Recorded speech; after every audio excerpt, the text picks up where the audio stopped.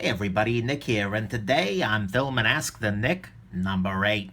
That's right, this is another installment in the series where I just answer viewer questions. So if you got a viewer question, go ahead and leave it in the comments down there. Also, though, do me a favor and at least check out the other previous ones because I do get a lot of duplicate questions. So there you go. But anyways, I'm just going to go ahead, jump in, start answering questions. So Shining Edges asks, Nick, who's your favorite knife designer?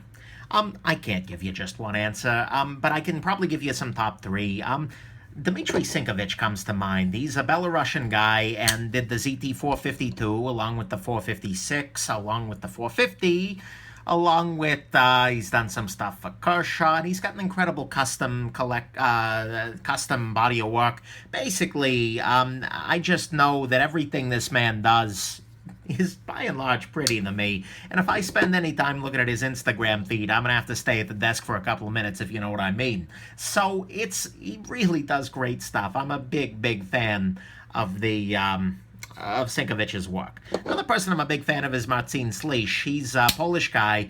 Mostly does custom work. He's only got a couple of production knives. He's got the Spyderco Techno, the Slisz Bowie here, and the Spyderco Spidey Chef, as well as a couple of prototypes that have been shown, but every damn thing that man does is really to my taste. And so I'm a big fan of his work.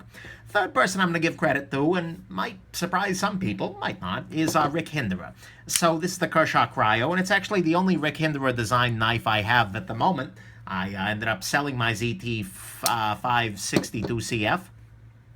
Great knife still. And Rick Hinderer is just one heck of a knife designer, flat out. He has a really great understanding of functional needs, of ergonomics, of durability. I mean, he's really good at making good, hard-use sort of cutting tools.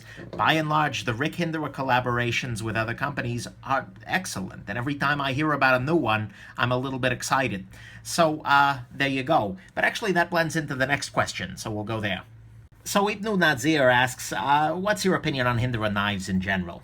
Well, like I said, I love Rick Hinderer as a designer when other people make his knives. So like the ZT-562CF is a really stellar gem of a knife.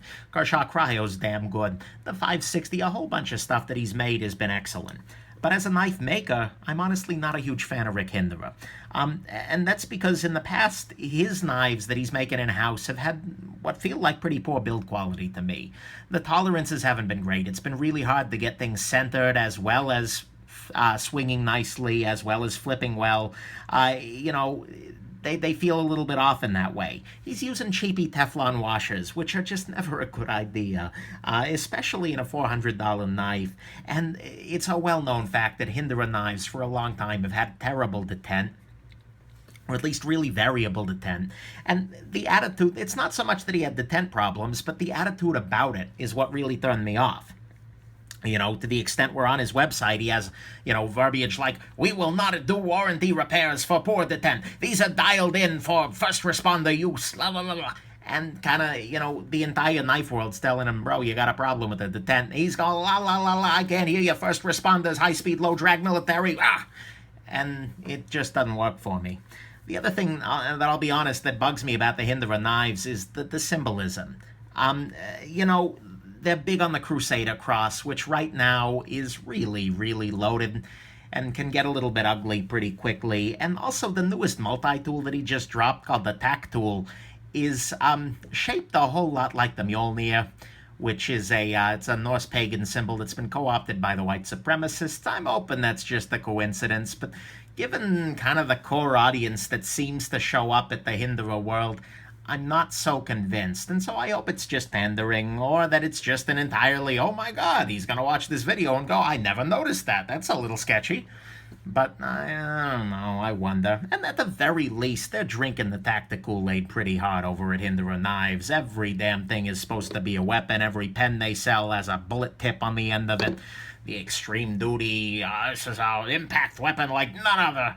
Come on, guys. So I like Rick Hinderer a lot as a designer, but by and large, I like his stuff better when somebody else is making it, that skips the symbolism, that adds the build quality, and that kind of abstracts it a little bit away from the uglier parts of that whole affair.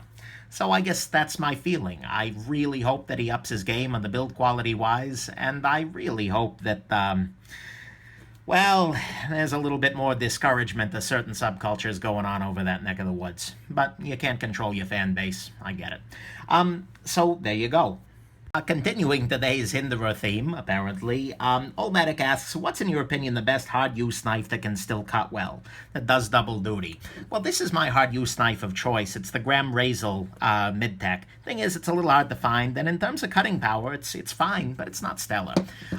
My choice for this is actually going to be the Hinderer ZT0562CF, because it's got a great steel, it's got a great cutting, slicing kind of blade.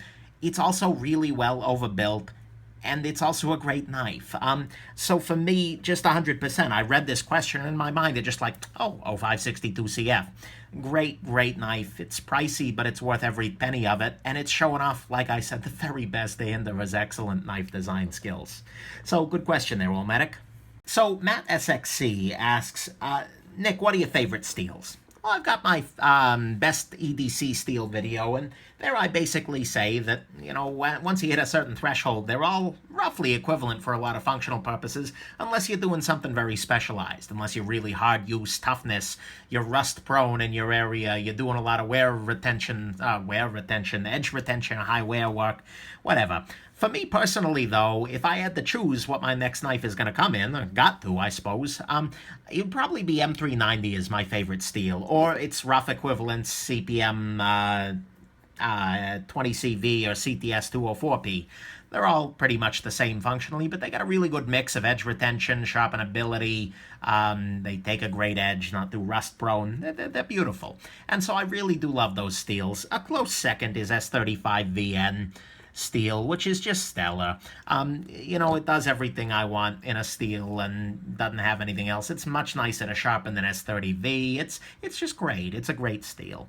But the thing is, I'm not that much of a snob. My favorite knife is an RWL34. Another of my favorites is going to be in CTS XHP, CPM 154. I'm open to a bunch of steels as long as they're heat treated right. By and large, any of your modern steels are going to be just fine, and so I don't find myself using steel as the sole determiner once you pass that threshold. Good question, though. Okay, so Scott Kalbfeld asks, what's your opinion on exotic metals like damascus, timascus, mokuti? Is it just more man jewelry, or does that add a nice touch? I mean, first off, on the Damascus blade steel, this is called Damas steel. It's a specific kind of a pattern-welded blade steel, and it's a beautiful thing.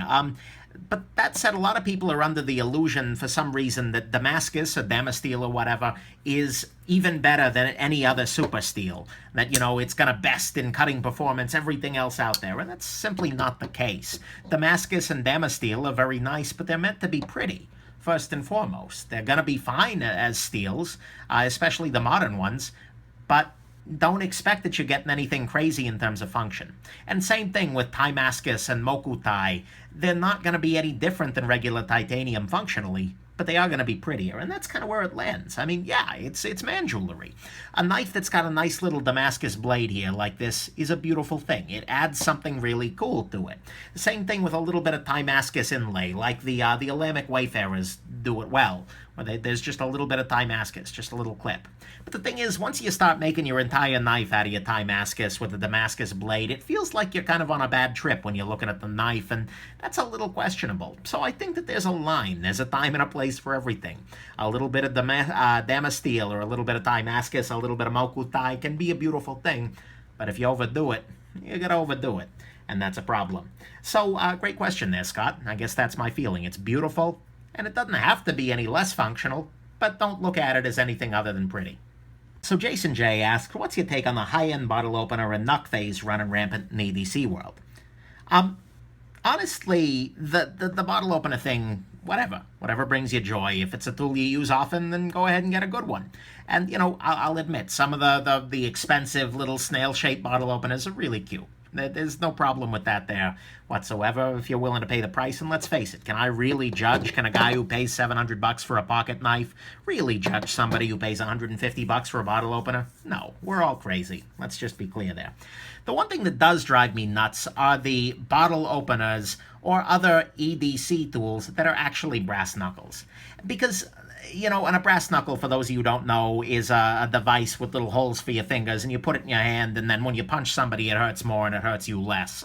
That's fundamentally what they are. And so you get these things that, they've got two very clear knuckles in there, but there's a little bottle opener hook on the side, and it's like, oh no, it's a bottle opener, officer. And these things drive me nuts for four reasons. First off, you're not fooling anybody. No one's going to look at your bottle opener and think it's anything other than a brass knuckle. Reason two is that those could actually be illegal in your area. And, whatever your thoughts on those laws are, the fact is that your bottle opener could get you arrested if you meet the wrong cop on the wrong day. And that's just no good. And some people may not know that. They buy a bottle opener thinking, oh, I'm going to look like a badass now, and then they're taking a long drive that they didn't need to because they wanted to open a bottle with something that was poorly constructed to be a bottle opener. Moving along. They're also kind of why we can't have nice things, because a brass knuckle is not a tool necessarily. I mean, it's a tool, but it's a tool for breaking skulls. Broken skull. And that's kind of ugly. It's violent. And fundamentally, if you're carrying around a pocket knife, I always argue that the reason you're doing that is for cutting things. And I mean things. I mean everyday carry kinds of boring tasks rather than hurting people. If you're carrying around the brass knuckle, there's not a lot of reason to do that other than hurting people. It makes it look like you're looking for a fight. And so when people see the knife world just suffused with brass knuckles, it makes the rest of us look pretty violent. And that's just no good. So that bugs me. And then finally, I gotta ask, what the heck do you think you're gonna need a brass knuckle for? Because normally, when you see these things, it's some guy who's got himself a handgun, two pocket knives, a neck knife, a tactical pen, a tactical flashlight, and the bottle opener. At what point in your life is the brass knuckle gonna become relevant? Because it's just as assault with a deadly weapon if you're punching the guy in the head with a brass knuckle as it is if you just shoot the guy. What the heck is this gonna be here for? Are you just trying to look badass? Is that what's... I just don't get it. And so fundamentally, it doesn't make any sense to me, and it kind of drives me a little bit crazy. If you love brass knuckles, if that's what your thing is, if you collect them, that's fine. Try not to use them, please. But aside from that, I just don't get it. And so these bottle openers that are being sold as EDC things, I don't know, it drives me crazy. But that's another rant for another day, I suppose. But yeah, good question, opinionated answer, what can I say? Jess Hall actually asks a pretty related question. There are some of these EDC items that are becoming popular that are just ridiculous, he says. I see a lot of high-end keychain multi-tools becoming popular, but they don't offer that much functionality. It's getting to seem a little bit silly. What do you think? Yeah, 100%. People have kind of realized, I think, that you can cash in on EDC. That if you label it EDC, you give it some kind of function, you can sell pocket jewelry to a lot of people. And don't get me wrong, I am not opposed to pocket jewelry. 100%, no problem there. But people have realized that all you really need is a water jet, and then you're in business making bottle openers or brass knuckles or any other damn thing, pry bars. And as a result, the EDC world is kind of flooded with these pocket keychain tools. And so I've actually, with the help of my buddy Jim, I've decided I'm going to review some of these keychain tools here, ranging from some on the table are absolutely ridiculous, some of them are actually pretty decent, and I'm just going to do another kind of, like the May Melee, I'll just do a bracket challenge. I don't know how it's going to look quite yet, but I'm on it. And so, yeah, I mean, there's a lot of tools going on right now. Some of them are pretty good, some of them are pretty crappy, but there you go. And I'm kind of going to look into that a little bit, although ideally trying to avoid some of the true crazy dude of it. But there you go. Great question there, Jess. So DeCenzo24 asks, Nick, what knives were you expecting to be crappy, but you actually loved? A couple come to mind. First in my mind, actually, is the Spyderco UK PK. I obviously don't have one at the moment. It was a loaner. But I got that guy on a loan figuring, okay, throw it in the box. I'll make fun of it for a little while, laugh at what the poor Brits have to put up with, and then, call it crap and move on with my life. But the thing is, when I actually carried it and I actually used it, I loved it. That is a solid freaking gem. It's a great design for a knife. It's stellar. And so it's a knife that I expected to be terrible, but Sal Glesser did a good enough job of making that knife incredible that he designed something that is simultaneously legal in a really restrictive area and an incredibly good cutting tool. So the UKPK blew me away. Two other examples. The ZT452CF is in this club as well because it's a knife that I kind of picked up in a trade, figuring, okay, I'll get it, I'll review it, I'll make fun of it because it's big and it's murdery and it's ridiculous and there's not that much redeeming to it, so, whatever. And then I got it. And I realized that, holy crap, this is a beautiful knife, both in terms of its build, in terms of its design, and in terms of its action. This is an incredible pocket knife, and so even though it is big, ridiculous, murdery, etc., it's still a great knife, and so I like this, and it's stuck around in my collection, even though I never carry it, just because it's so damn nice, and it's so damn cool. Final example, I guess, would be the Ontario Rat number 2, which I bought. This was the first, actually, low-end knife I reviewed for the channel, and that I bought specifically for the channel, and I figured, $25. They're not going to be able to do anything worth a damn. It's just going to be terrible. It's going to be another Z Hunter. Turns out it's a great knife. This is a really solid choice. And so, yeah, there are things they could have done better if they made it for $200, but this is a heck of a knife. And I thought at the time, being a bit of a snob, it's not going to be good. So, great question there, DiCenzo. And it's proof that even as a reviewer, I come into things with preconceptions and turn out to feel very differently by the end of the review than I do at the start. So, there you go. Mitchell Delmar asks, which knives are next on your personal purchase horizon? Well, good question there, Mitchell. Honestly, I gotta slow it down a little bit. This channel is really dangerous for me because it's real easy for me to say, oh, hey, that looks cool. Yeah, I'll trade for that, and then, put it on the channel if I don't like it. At least I got a good video out of it, right? And that's dangerous talk. That's bad. That leads to bad situations. So I gotta calm it down a bit. But that said, it's resulted in some great knives, and I'm enjoying it. So whatever. I do have some things that are already pre-ordered though. The Smock SK23 is a small compression lock flipper knife that's Wharncliffe blade, which is pretty much all I want in life. He's going to be making me one of those guys. I don't know what his lead time looks like, but it could be up to a year. We'll see. I've also got an order out for the Grimsmo Rask, which is the smaller version of the Grimsmo Norseman, which is itself an incredible knife, my very favorite. So I'm a little later, I think, on the pre-order books for that. My financial situation didn't allow me to do that until a little later on in the process. But nonetheless, as soon as I get mine, you'll hear about it. I've got a Spyderco Ouroboros pre-ordered. That's the one that kind of folds into itself in a cool way. I may be taking a huge bath there, but it's definitely on the horizon. As soon as that lands, I'll let you guys know. As soon as Spyderco tells me anything about the mini PM2, the 3-inch PM2, I am so on that. Oh my God, you have no idea. I'm super excited about that. They haven't announced it. They haven't released. I don't have any pictures of it yet, but they're thinking about it, and that's going to be a beautiful thing. And then, speaking of smaller knives, Alembic Cutlery. I recently reviewed one of their Wayfarer 247s, and was really, really impressed. I've heard rumors about a smaller one of those. The moment they do, oh my God, am I buying one at 3 inches? I am sold. And then finally, I am on the lookout for a nice, small, traditional kind of Wharncliffe blade. Something along the lines of the Northwoods Michigan Jack, a Broadway Jack, or frankly, one of those guys. But that's got the easy open, so I can open it by pinching rather than with the nail nick. If you think of anything like that, hey, let me know in the comments. That'd be great. But that's kind of what's on my horizon. For the moment, though, I kind of got to dial it back a bit. There you go. So, great question, Mitch. Arthur Leyenberger asks, you mentioned your least favorite, most popular knives, the Reptilian and the Sabenza. But how about your most favorite, least popular knives, the hidden gems? Good question. For me, I think that's going to be these three. Not a lot of people talk about the tie lock. The Chris Reeve Knives tie lock is kind of a knife that a lot of people don't understand. It took me a while to understand it. But it is a really incredible EDC knife. I am a huge fan of this knife, even though I appear to be one of like 5 people who is. It's not a lot of chatter about the tie lock, but it's incredible, and I really like it a lot.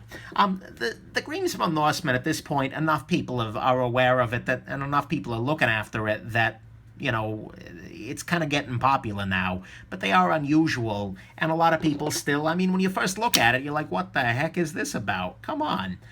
But then you handle one, it's just like, oh, that's what that's about. And so, it's not super popular, it's not super well known, but my God, do I love it. And then I guess the Graham Razel. Not a lot of people like the Razel blade shape. I've got a whole video about why I do. But the Graham Razel is another knife that's not terribly popular, and unfortunately this model is discontinued, but is definitely a favorite for me. So I guess these are my three hidden gems. Not a lot of people talk about the Razel and the tie lock, and not a lot of people talk about the Norseman for that matter, until you get into the higher echelons. So I guess those would be my hidden gems. Good question there, Arthur. So, Clap for Boobies, nice name, asks, if you could be any knife, which knife would you be? Practically speaking, as much as I'd love to be something, super high-end, svelte, incredible, I'm the Graham Razel. The reason for that is that I'm weird, first and foremost, and that's pretty obvious to anybody who knows me. What about the Nick? Oh, he's an odd duck. Oh, the Nick. But, so I'm strange, but I'm also very, very useful. And I do my best to do that, and I try to be good in pretty much any situation, and I try to be useful for really weird things, like the Graham Razel here. I am also slightly overbuilt, I will freely admit that, although, I still am lean enough to carry, I guess. I have a little bit of needless ornamentation in my life in general, things like the Graham Razel, and not a whole lot of people understand me, but I hope that a bunch of people are happy that I'm around. So there you go. I guess at the end of the day, I'm probably going to be a Graham Razel. Good question there, Clap for Boobies. It didn't work. So finally, Toad Sticker asks, which knife designer would you most like to have dinner with, and what would you eat? It's a good question there, Toad Stalker. I put a lot of thought into it, and out of all the designers in the world, I think I would most like to have dinner with the CEO and designer for Z Hunter. Now, hear me out. John Grimsmo seems like a great guy, as does John Graham, the Sinkovich, a bunch of these folks I'd love to have dinner with. Even Rick Hinderer, I think he'd be a great guy to have dinner with. But that said, I am dying of curiosity about the Z Hunter empire. Like the CEO of Z Hunter, what does his business card look like? Does he have little skulls all over his business card with the bright green typed? I mean, is the business card sharpened? I gotta ask these things. Or is it something, is he trying to hide it? Is there a shame here? Is it like, Shenmue Holding Company or something like that? But I gotta, does the CEO of Z Hunter, did he wake up at the age of 15 and think to himself, I'm gonna found my empire on zombie knives? Did he watch a zombie movie and think that he wants to help humanity be prepared? Is it purely cynical, like 14-year-old boys in gas stations need knives, I'm gonna sell them to them? What the heck makes you the CEO of Z Hunter? How do you go down that career path? Is there a major for this in college someplace that I missed? And then the designer for Z Hunter I want to meet the guy who decided, you know what? Not only am I going to put skulls all over the handle, but I'm going to put a big one in the center there. And I'm going to give it vampire fangs, because somebody decided to do vampire fangs there. I want to meet this guy. I want to figure out what makes this person tick. Does he, go out into nature in the morning for inspiration? I mean, what is your muse when you design zombie knives? Do you watch a bunch of zombie movies? Is this person actually a 14-year-old kid? What the heck? How do you go about designing these? And so I would love to be able to pick these folks' brains. I think that would be really entertaining, as long as they don't know who I am. That's a key component here. It would have to be Russian or something like that. But nonetheless, I am not... I need to figure out more about this whole situation, because I'm just too damned amused by it. And what kind of food? Let's be real here. It'd be Chinese food, and if any of the factory workers are there, they'd be ordering kids' meals. Let's just be real here. So thank you, Toadstalker, for the question, and thank the rest of you for the questions, too. If you got further questions, go ahead and leave them down in the comments there. I've got plenty more for an Ask the Nick 9, but leave the question, and I'll throw it into the next one. Hope this has been interesting to you. Have yourselves an absolutely wonderful rest of the day, and remember, UK, hide your Z Hunters. Bye now.